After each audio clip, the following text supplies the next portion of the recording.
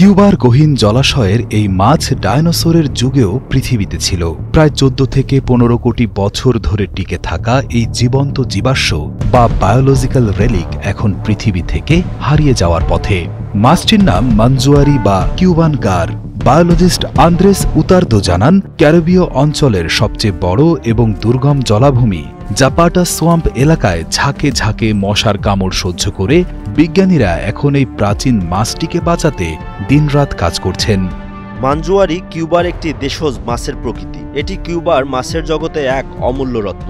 এটি একটি প্রাচীন প্রাণী, প্রায় 140 থেকে 150 মিলিয়ন বছর ধরে পৃথিবীতে রয়েছে, কিন্তু এখন নানা কারণে এটি মারাত্মকভাবে বিলুপ্তির ঝুঁকিতে আছে। লম্বাটে শরীর আর ধারালো দাঁতযুক্ত এই মাছটি 2020 সাল থেকে IUCN এর চরম বিপন্ন তালিকায় রয়েছে।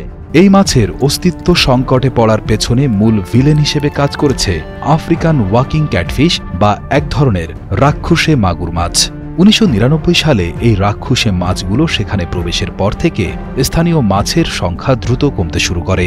জীববিজ্ঞানী আন্দ্রেস হুরতাদো এবং তার দল অবশ্য হাল ছাড়েনি। তারা একটি হ্যাচারিতে কৃত্রিম উপায়ে মানজুয়ারির বংশ বৃদ্ধির ব্যবস্থা করেছেন। পেন্সিলের সমান আকৃতির ছোট মাছগুলোকে কিছুটা বড় করে আবার বন্য পরিবেশে ছেড়ে দেওয়া হচ্ছে। ঘন ম্যানগ্রোভ বনের শিকড়ের আড়ালে এই মাছগুলো এমনভাবে লুকিয়ে থাকে যে এদের ট্র্যাক করা কঠিন। তবে স্থানীয় জেলেরা জানিয়েছেন, সংখ্যায় কম হলেও এখনও জলাশয়ে মানজুয়ারি মাছের দেখা মিলছে, যা বিজ্ঞানীদের প্রচেষ্টায় আশার আলো দেখাচ্ছে। জাপাতা স্পেলিও ল্যাকুট্রিন সিস্টেমের প্রশাসক এদুয়ার্দো আব্রেউ জানান, এই মাছ নিয়ে তারা আশাবাদী।